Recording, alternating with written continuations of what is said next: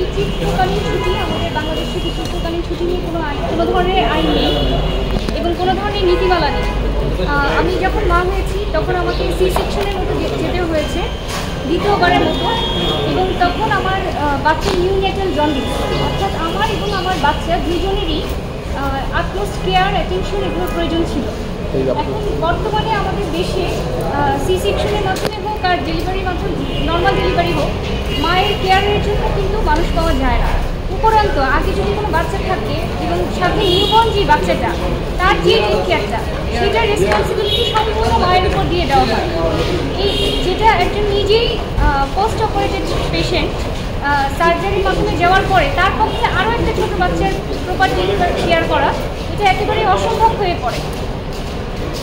এই জন্য এই ক্ষেত্রে আমাদের দেশে যেহেতু কোনো ধরনের পিতৃত্বকালীন আইন নেই, সেই বিষয়টা নিয়ে আমি অত্যন্ত সাফার করেছি এবং সেই সময় আফটার ডেলিভারি মা এবং শিশু অত্যন্ত ভালনারেবল কন্ডিশনে থাকে এবং ন্যূনতম অবহেলা সেখানে এটা একটা অবর্ণনীয় কষ্টের পরিস্থিতিতে ফেলে দেয়। এখানে আমাদের যেখানে দেখি যে সরকারি এবং বেসরকারি প্রতিষ্ঠানগুলোতে পিতৃত্বকালীন ছুটি না থাকার কারণে মা ও শিশু তাদের স্বাস্থ্যের যখন অত্যন্ত ঝুঁকিপূর্ণ থাকে তারা অত্যন্ত সাফার করে। তাই পিতৃত্বকালীন ছুটি আমাদের দেশে হওয়াটা অত্যন্ত আবশ্যক মনে করেই এবং নিজে সাফার করেই আমি এই রিট পিটিশনটি পাইছি। এই রিট পিটিশনের 1 নম্বর পিটিশনার আমার ছেলে মুবাইদ্দিন সাবি, তার বয়স এখন 6 মাস এবং আমি নিজে এই রিটটি শুনানি করি। এখানে বিবাদী হিসেবে দেওয়া হয়েছে 11 জনকে বিবাদী করা হয়েছে। ক্যাবিনেট সেক্রেটারি, জনপ্রশাসন মন্ত্রণালয়ের সচিব, আইন মন্ত্রণালয়ের সচিব সহ মোট 11 জনকে বিবাদী করা হয়েছে।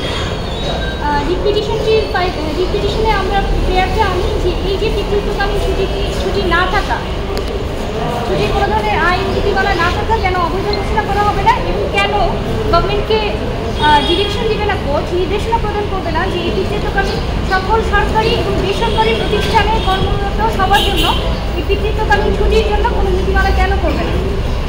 এই মর্মে আমরা রুল চেয়ে এই পিটিশনটি ফাইল করি। পিটিশনটি ফাইল করার পরে আজ রিটটি শুনানি হয় মাননীয় বিচারপতি নাইমা হায়দার এবং মাননীয় বিচারপতি কাজী জিলাসকের বেঞ্চে, এবং শুনানির পরে মাননীয় বিচারপতিগণ সন্তুষ্ট হয়ে রুল ইস্যু করেন। এই মর্মে রুল ইস্যু করেন যে এই পিতৃত্বকালীন ছুটি না থাকা কেন অবৈধ ঘোষণা করা হবে না এবং কেন সকল সরকারি এবং বেসরকারি প্রতিষ্ঠানে পিতৃত্বকালীন ছুটি দিতে নীতিমালা তৈরি করা হবে না।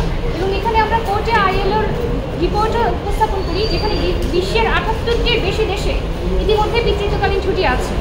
এমনকি আমাদের নেইবারহুড কান্ট্রিগুলো ইন্ডিয়া, ভুটান, পাকিস্তান, শ্রীলঙ্কা সেই দেশগুলোতেও আছে। তা আমাদের দেশে কেন নয়? তো শুনানিতে সন্তুষ্ট হয়ে মাননীয় বিচারপতিগণ এই মর্মে রুল ইস্যু করেছেন। আদালত তার অর্ডারে বলেছে যে এই যে রেসপন্সিবিলিটি নিউবর্নকে লালন পালন করার, টেক কেয়ার করার, সেটা শুধুমাত্র একটা মায়ের নয়, বাবারও রেসপন্সিবিলিটি আছে এবং বাবাকে সেই জন্য পিতৃত্বকালীন ছুটিটা দেওয়া আবশ্যক। এবং রুলের অর্ডারের মধ্যে আরও বলেন, আদালত তার অর্ডারে আরও বলেন যে এই যে মায়ের যে ভালনারেবল কন্ডিশন থাকে মা এবং শিশুর, তাদের যত্নের জন্য পিতাকে অবশ্যই ছুটি দেওয়া প্রয়োজন, কেননা এই দায়িত্বটা পিতার।